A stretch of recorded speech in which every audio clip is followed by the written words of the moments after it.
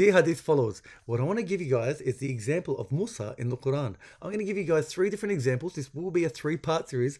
I'm going to give you guys 3 different examples of opposition that Musa faced from his own people. Now, there are some of you who might actually watch this video and think, you know what, we have the final prophet, and that's Musa. They're not connected, where it's irrelevant to us. People who think that naively don't realize one thing. Those same examples that the book details of Musa are the same examples that the Prophet himself learnt on how to become a Muslim. They are the same examples the Prophet told his Sahaba on how to become a Muslim. They are the same examples, because it's supposed to be for mankind, that you were supposed to learn on how to become a Muslim, and your children were supposed to learn on how to become a Muslim. So you can't dismiss Quranic ayat based on that, especially the abundance of Musa's narration, which populates pretty much all of the Quran. He is by far the most detailed prophet, I should say, within the Quran. So thanks guys for, inshallah, this will be a fun journey, and we can learn something. And at the end, if you guys don't mind hadiths, please try giving me your response. I'd like to see it in the comments. Thank you. Okay guys, so the first ayat I want to provide to you guys is Surah Taha, Surah 20, number 96. Now this surah, I'll give you some context before I continue with this. The context of it is Musa has gone up the mountain. He's received, this is on the second attendance of the mountain. He's gone up the mountain, received the revelations, the Torah, the Alwa, or Furqan, or whatever numerous names that it has. And he's descending from the mountain. Allah has told him that his people have been tested.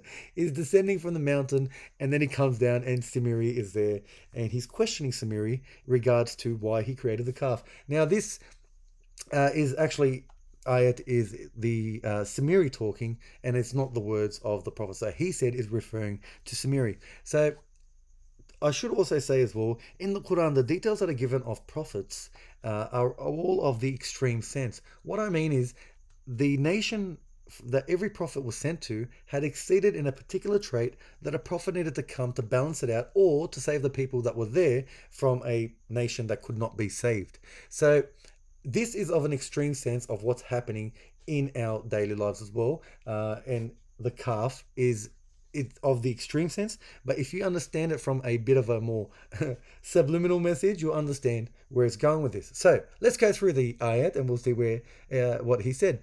He said, I perceive what not they perceive in it, so I took a handful from the track of the messenger, then threw it, and thus suggested to me my soul.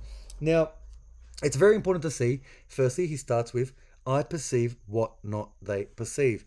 Every hadith, and when I say hadith, guys, I'm not talking about, let's be adults here, we're not talking about the generic term of the word hadith meaning statement. When I say every hadith, I'm talking about hadiths that are used particularly for guidance, that are claimed to be of the Prophet's words. So we're talking about these hadiths, guys. Let's not broaden it up. But he said, I perceive what not they perceive. Every hadith is a witnessing by such and such. It is never a witnessing by the Prophet himself. It is a witnessing by such and such.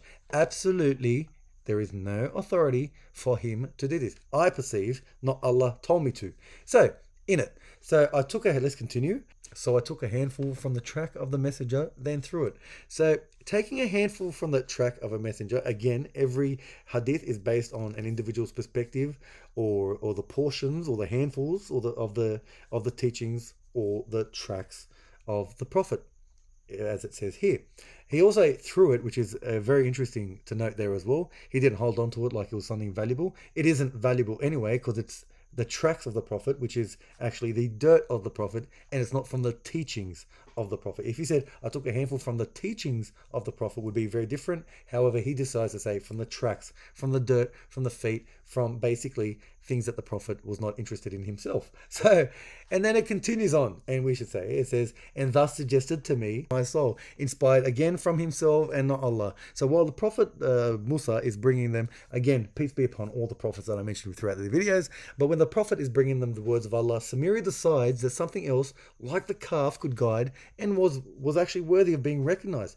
Now, I'll end the video here, guys. I won't keep it too long because there's 3 different parts to this. But what I'm going to ask to my fellow friends, my hadith following friends, dear hadith followers, did the Prophet actually tell Samiri to actually record these details? Is he the one who authorized it? It is Allah the one who authorized it. So I'm just asking these questions. Is it okay to take from the track or a handful from the messenger?